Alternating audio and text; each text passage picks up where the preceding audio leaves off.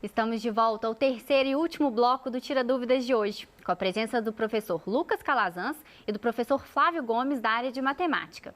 Participe você também dessa conversa. Ligue para o telefone 31 3254 3009 ou envie uma mensagem para o nosso número de WhatsApp no 31 98295 2794. Nós estamos esperando a sua participação.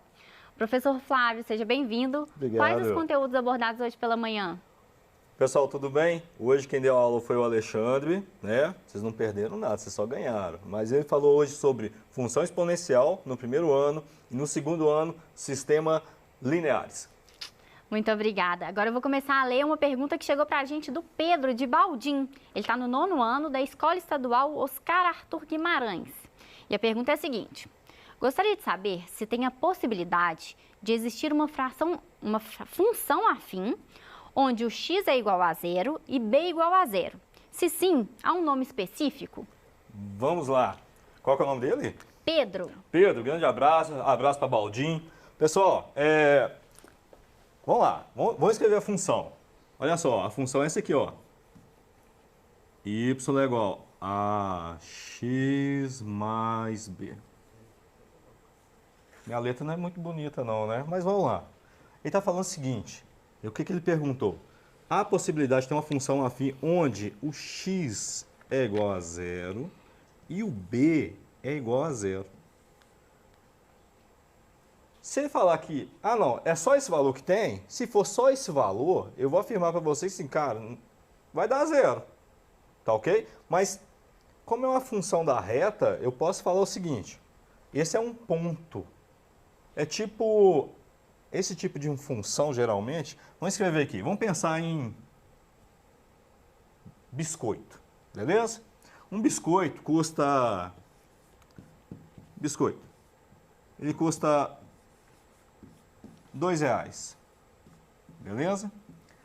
Se ele custa R$2, eu não vou comprar nada além, tá ok, é só os R$2, ninguém vai te cobrar para buscar esse biscoito, não vai ter uma tarifa a mais, eu vou escrever essa função dessa forma aqui, ó. Deixa eu separar aqui. Y é igual a 2x. Pronto. Agora pensa comigo, eu vou comprar nada. Chego lá, o biscoito é R$2. Não quero comprar mais, desisti. Quantos que você comprou? Nenhum. Então você comprou 0, certo? Então deu 0, acabou. Aí o B, Flávio, o B já é 0, porque não tem uma tarifa, não está falando de imposto, tarifa adicional, nada disso. Então é 2. Agora, se ele começar a comprar um atrás do outro, aí comprou 1, quanto que ele vai pagar? 2. Se ele comprar 2, ele vai pagar 4. Se ele comprar 3, ele vai pagar 6. Então, se ele ficar só nisso aqui, eu vou falar com você que tem nem nome, beleza? Mas se ele ficar dessa forma, não, tem essa possibilidade. O A, o que manda mesmo, isso aqui, ó. Se esse A for diferente de 0, que ele não falou do A, ele está falando só de x, que é uma variável, e de B, que é um termo independente, certo? Como ele não citou o A, aí fica essa dúvida. Opa, eu vou comprar algo. Se ele custa R$1. Se ele custasse R$1, eu chamaria essa função de função identidade. Todo valor de x vai ser igual ao valor de y. Como ele só está ali, como eu criei essa, y é igual a 2x, ele tem um valor de a, o a é diferente de 0, então ali é uma função linear. Beleza? Abraço, com Deus. Muito obrigada, professor. Vamos lá, nossa próxima pergunta. Chegou mais uma aqui da Gabriele. Gabriele está no 6º ano da Escola Estadual João César de Oliveira, em Inhaim. Como faço para transformar uma função em número decimal? Fração. Vamos mexer com fração aqui, gente. Gente, eu e o Flávio vamos cantar hoje, né, Flávio? Vamos lá, vamos cantar. Hoje a gente vai cantar. Gente, tá tudo de azul aqui. Hoje a gente tá animado. Tô aqui. Turma, a ideia aqui é o seguinte. Eu quero pegar uma fração e transformar em decimal. Vamos pegar um exemplo aqui, bem tradicional, ó. A fração 3/4. Tranquilo? Então, o que vai acontecer? Essa fração 3/4, para eu transformar em número decimal, eu pego 3 e divido pelo 4. Beleza? Então, vamos fazer isso aqui juntos. Ó, 3 dividido por 4. Beleza? Então, a minha primeira pergunta, quantas vezes o 4 cabe dentro do 3? Quantas vezes? 0 vezes, concorda? Em termos naturais, 0 vezes. Então, 3 dividido por 4 é 0. 0 vezes 4 é 0. Então, 3 menos 0 dá quanto? 3. Você concorda que esse 3 agora vai ser o nosso resto, turma? Então, é agora que nós vamos entrar na parte decimal. E vamos relembrar cada partezinha? Então, eu tenho a parte que são os décimos, eu tenho a parte do centésimo e assim vai. Então, o que vai acontecer agora? Eu vou colocar a vírgula e colocar um 0 aqui. Esse 0 vem da parte dos décimos. Então, agora, em vez de ser 3 unidades, são 30 décimos. 30 décimos dividido por 4 vai dar quanto? 7 décimos. E 7 décimos vezes 4 vai dar 28 décimos. Sobram o quê? 2 décimos. Turma, agora pensa o seguinte, você tem 2 décimos. 2 décimos é a mesma coisa de quê? É a mesma coisa do que 20 centésimos. Então, coloca um zerinho aqui bonitinho. 20 centésimos. Pega esse 20 agora e divide agora por quanto? Por 4. 20 dividido por 4 é igual a quanto? É igual a 5. 5 vezes 4, 20. 20 menos 20, 0. Então, essa fração e o decimal 0,75 representam a mesma coisa. Então, em resumo, como que você faz para encontrar o decimal? Você pega a fração, pega o numerador e divide pelo denominador. Então, fica com Deus e tamo junto. Vou ler mais uma pergunta que chegou aqui pra gente. A Ana Caroline, da Escola Estadual João César de Oliveira, do primeiro ano, está perguntando qual é a relação entre função exponencial e progressão geométrica. Vou apagar para você responder para ela. Oi, Ana, beleza? Tudo bem? Vamos lá. Função exponencial. Opa, deixa eu apagar aqui, né? Mania de escrever com a mão, em vez de com os dedos. Vamos lá. Olha só, na função exponencial, a gente pode escrever ela dessa forma, assim. Ela pode ser representada dessa forma, né? Isso aqui é a função exponencial, beleza? Então, até escrever aqui, ó. Função exponencial. Aqui é vezes, tá, pessoal?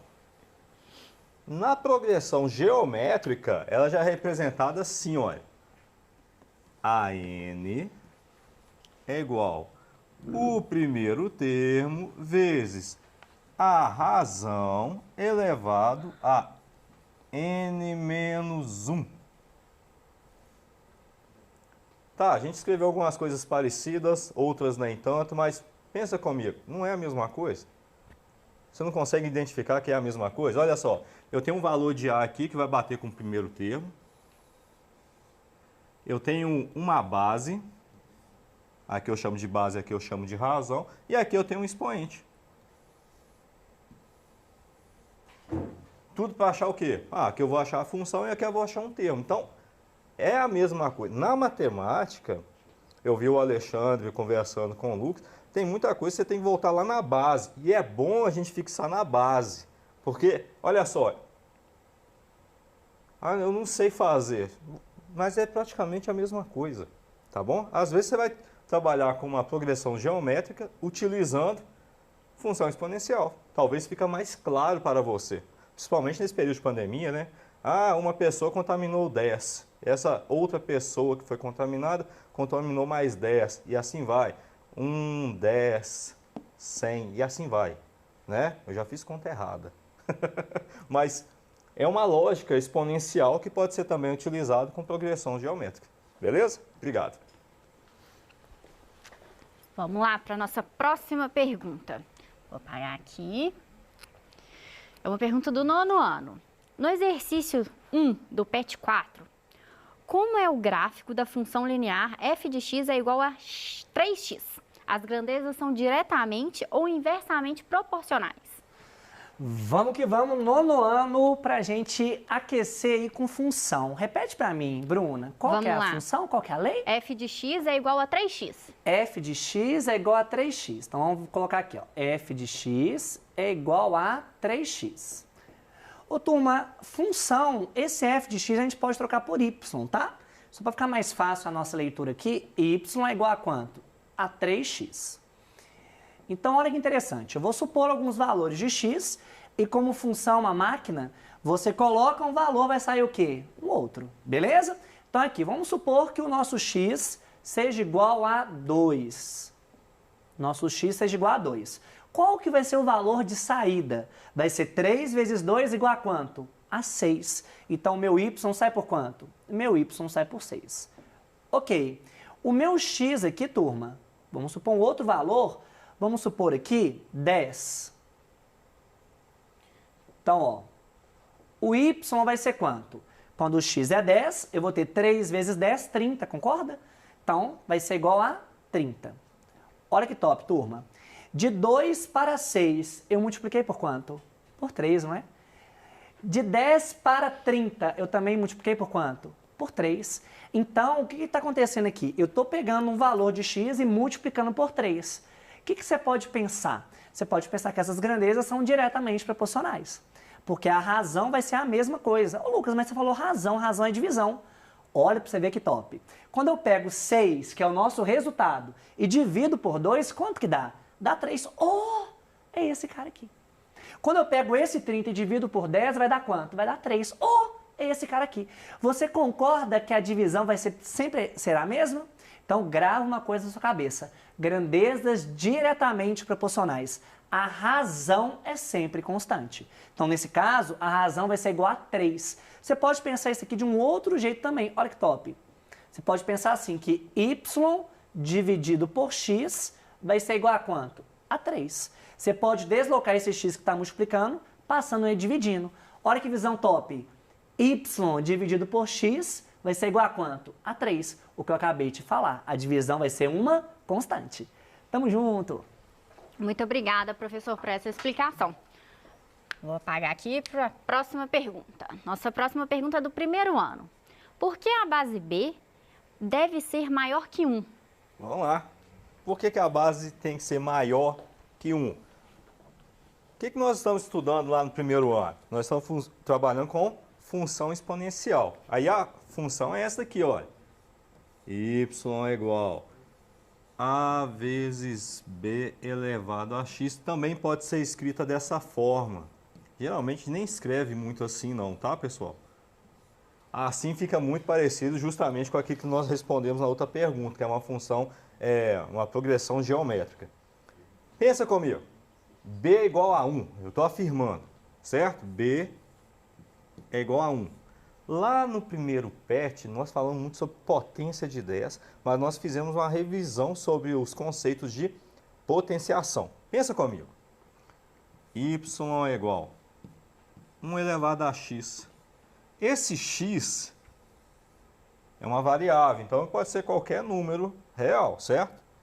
Pensa aí comigo. 1 elevado a 0. Eu não sei não, Lucas.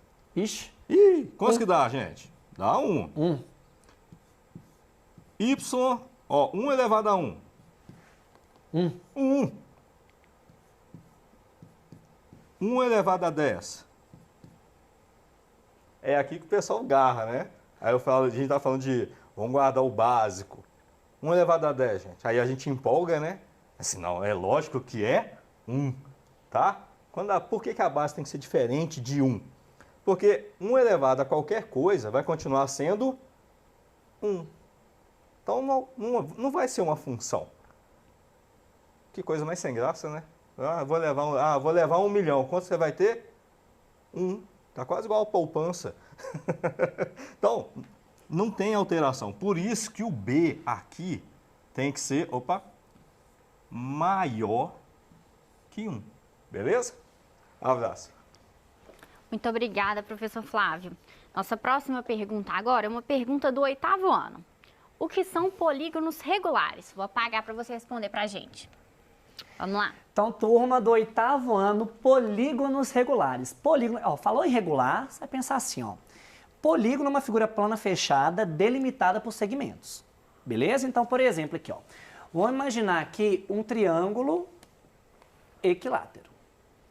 Beleza? O que seria um triângulo equilátero, turma? Seria um triângulo onde eu tenho os 3 lados congruentes e os 3 ângulos internos também congruentes entre si. Então, olha que top. O que é um polígono regular? Polígono regular é todo polígono que apresenta todos os lados congruentes e os ângulos internos congruentes entre si. Vamos ver o caso do triângulo equilátero? Então, eu te disse que todos os lados são o quê? Congruentes entre si. Então, se cada lado aqui vale L, né, nós temos aqui L aqui, L aqui e L aqui. Agora, você sabe que a soma dos ângulos internos do triângulo vai ser igual a quanto? A 180. Se eu tenho 3 ângulos congruentes, cada um sai por quanto? 60 graus. Então, olha que interessante. Eu tenho aqui 60 graus, eu tenho aqui 60 graus e eu tenho aqui 60 graus.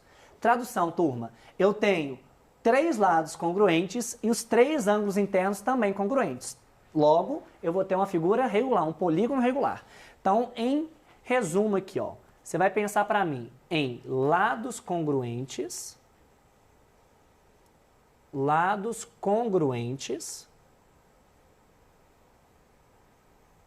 beleza, e ângulos internos congruentes. E ângulos internos congruentes. Só terminar aqui, congruentes. E aqui, turma, e outra coisa, pode ser um quadrado, Lucas? O quadrado seria um exemplo de polígono regular? Sim. Qual que é interessante? O quadrado possui todos os lados congruentes, não é?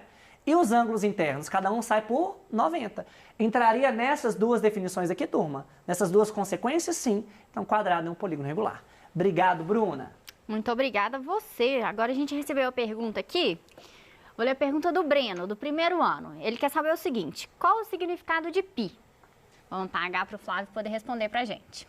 Vamos lá. Não sofra com a pergunta. O que é pi? É um número irracional. Eu gosto de dizer que às vezes a gente é muito irracional, tá? Então, o pi, né? Pi. É esse aqui, ó. Ele vale aproximadamente 3,14. E assim vai. É um número infinito, tá, gente? É um número irracional. Ou melhor, não tem tanta lógica. Se você andar muito comigo, você vai perceber se esse cara também é meio doido, é meio irracional. Tipo isso, tá? Onde que a gente usa bastante? Na geometria. Vamos pensar aqui. Eu não vou conseguir fazer bonitinho, né? Opa! Deveria ser um círculo, tá, pessoal? Eu quero saber a área desse círculo. Como é que eu calculo isso aqui? A área do círculo seria πr ao quadrado. Pronto. Ah, eu quero saber agora... Ah, eu quero dar uma volta aqui. Ah, então eu quero saber, tipo... Vou falar perímetro, mas não é. A volta, né? Dele. Aí eu colocaria assim... A sua circunferência, né? Seria 2πr. Agora um detalhe. Tem provas que não gostam de que você sofra, tá? Ele chega e coloca assim. Dado um exercício qualquer. Ah, eu quero saber a circunferência desse círculo com raio tal. Considere o π igual a 3. Aí eu vou contar uma piada, né? O pessoal lá da engenharia fala assim, coloca 5 que aguenta. O pessoal da engenharia gosta muito disso, tá? Então, geralmente o pessoal gosta de colocar isso aqui dessa forma para facilitar as contas. Só isso, não tem segredo. Então, o que é o π? É um número irracional usado para dimensionar a área de um círculo, saber a circunferência, tá bom? O diâmetro, só isso. Beleza? Obrigado. Muito obrigada, professor. Nossa próxima pergunta é para você também. Já pode ficar em pé aí. Vou só ler para a gente. Como são escolhidos os valores de x para uma função exponencial? Vamos lá. Limpar o quadro. Ó, se você tem entrado lá nos comentários lá do YouTube, a gente tem respondido, tá, gente? Então tá. É uma função exponencial qualquer, vamos colocar o básico, que eu gosto de usar, que é esse aqui. 2 elevado a x, que é a forma que a gente usa para trabalhar com números binários, né? Qual que é o valor de x? É o valor real, é o valor que você quiser dentro dos números reais. Aí, lá no exercício, acho que 2 semanas atrás, eu coloquei tipo isso aqui, ó. X, y. Aí eu coloquei menos 2. Quando o meu expoente vale menos 2, quanto que vale y? Quanto que dá? 2 elevado a 2 dá 4. Só que como ele é negativo, ele não vai ficar 4. Ele vai ficar inverso disso. Quem está em cima vai para baixo, quem está embaixo vai para cima. Então vai ficar 1/4, certo? A menos 1. Mesma coisa. 2 elevado a 1 é 2. Como ele é negativo, vai ficar 1 sobre 2. Pra você entender que eu estou falando isso aqui, ó. 2 elevado a menos 2. A maioria faz isso aqui, ó. Opa, deixa eu apagar isso aqui. Inverte a base. O que tem debaixo? Opa. O que tem debaixo do 2? Tem 1. Então eu vou fazer isso aqui, ó. 1 sobre 2. E inverte o número. Em vez de ser menos, vai virar mais, certo? 1 elevado a 2. 1. 2 elevado a 2, 4. Aí eu já gosto de fazer o seguinte. 2 elevado a menos 2. 2 elevado a 2 é 4. É fato. Ah, mas tem um menos. Agora você inverte a resposta. Só isso. Sem sofrer muito. Beleza? Ah, eu vou colocar o 0. Todo número elevado a 0 dá 1. Não é 0. Esse aqui é a exceção, tá, gente? Porque 2 vezes 0 é 0, normal. E 2 elevado a 0 é 1, sempre. Ah, 2 elevado a 1 dá 2. 2 elevado a 2 dá 4. E assim vai. Um número é você que escolhe. Aí se eu fizesse o gráfico, e a ideia da gente colocar esses números negativos, o 0 e mais 2 números, era só para montar o gráfico. 2 não é positivo? Então, se 2 é positivo, eu não vou ficar sofrendo, vou fazer aqui, ligar x com y, fazer para ordenado, senão o gráfico é assim. Aqui é x, aqui é y, esse ponto aqui vale 1, beleza, acabou. Não tem que ficar sofrendo muito não, beleza? Abraço e obrigado pela pergunta. Muito obrigada, professor Flávio. Vamos ler agora a nossa próxima pergunta, uma pergunta do 8º ano. Qual a medida do ângulo interno e externo de um triângulo equilátero? Vamos arrasar isso aqui, gente. Então aqui, ó, rapidinho aqui. Flávio, a gente vai... É sertanejo? A gente vai cantar sertanejo? Vai cantar sertanejo. Universitário, né? Tá universitário. Tô me sentindo Harry Potter com esse aqui. Podemos. Então vamos ver aqui, ó. Gente, triângulo equilátero. Turma, triângulo equilátero é um triângulo que eu desenhei agora para vocês. Você tem aqui os 3 ângulos internos iguais. Você tem os 3 ângulos internos iguais. Então aqui você tem aqui 60. Aqui 60, é um polígono regular, correto? É um polígono regular. E o que a gente vai ver aqui agora? Eu quero saber qual que é a medida do ângulo externo. Pensa comigo, turma, eu vou prolongar um lado aqui. E o que vai ser o ângulo externo? O ângulo externo vai ser esse ângulo aqui. Como que ele é formado? Você vai pegar um lado e o prolongamento do outro lado. Beleza? A gente fala que eles serão os lados do ângulo, né? A gente pode falar assim. E quanto que vale esse ângulo externo? Pensa comigo. A soma desse ângulo com esse tem que dar quanto? 180 graus. Logo, esse cara tem que ser igual a 120 graus. Ah, professor, poderia ser outro valor? Não, tem que ser igual a 120, porque a soma desses 2 ângulos resulta em quanto? Em 180 graus. Então, olha a minha ideia. Todas as vezes que você tiver um polígono regular, estou viajando aqui, pode ser um quadrado, pode ser um pentágono regular, pode ser um hexágono regular, algumas propriedades são específicas. Os lados são congruentes entre si, então a primeira anota isso aí. Segunda propriedade, os ângulos internos são congruentes entre si. E a terceira propriedade, segura para não cair para trás, os ângulos externos também são congruentes entre si. Então, se eu calcular aqui o ângulo externo, em relação a esse lado, por exemplo, aqui também vai ser o quê? 120. Beleza? Em relação, por exemplo, prolongar, aqui vai ser o quê? 120. Então, pessoal, os ângulos externos também serão o quê? Congruentes. Então, fica a dica. Obrigado, Bruna. Muito obrigada, professor. Vou fazer mais uma pergunta para você, uma pergunta do 9º ano.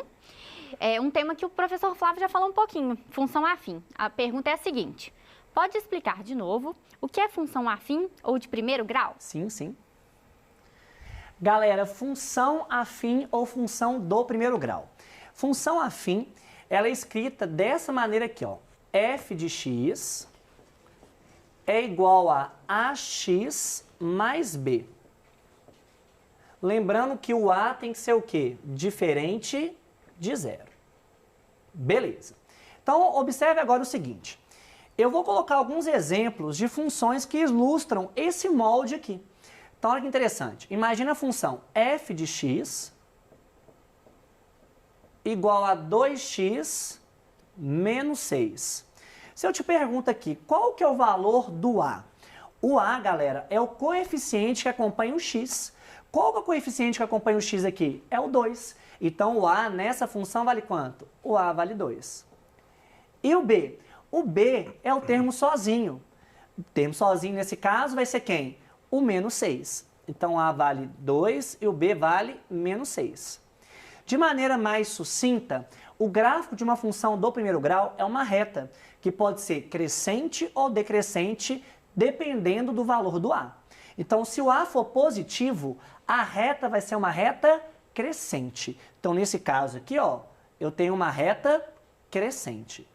Ô Lucas, como que seria o esboço, né, dessa reta crescente? Seria uma coisinha assim, beleza? Então, de maneira geral, função do primeiro grau é toda função que tem esse modelo aqui, onde o A, nome chique, matemática é hora que tem nome chique demais, não é, Flávio? Tem demais. Então, anota isso aí para você não cair para trás. A é o quê? Coeficiente angular, ou taxa de variação. Agora, o B tem nome chique também, coeficiente linear ou termo independente. Nesse caso, o coeficiente angular é 2 e o termo independente vale menos 6. Obrigado, Bruna. Muito obrigada, professor. Vamos apagar aqui rapidinho, que a gente já está chegando ao final do Tira Dúvidas de Matemática de hoje. Se ficou alguma dúvida, acesse o aplicativo Conexão Escola e envie sua pergunta. Não se esqueça que o acesso ao aplicativo é gratuito e não consome os dados da sua internet. Você pode também consultar o seu PET, o Plano de Estudo Tutorado, que está disponível gratuitamente para download no nosso site estudeemcasa.educação.mg.gov.br. E não se esqueça que as aulas estão disponíveis nas nossas plataformas digitais, para você assistir quantas vezes quiser. Eu agradeço a presença dos professores que estiveram aqui comigo hoje, dos intérpretes de Libras e principalmente a sua participação. Um grande abraço e continue assistindo a nossa programação. Até amanhã!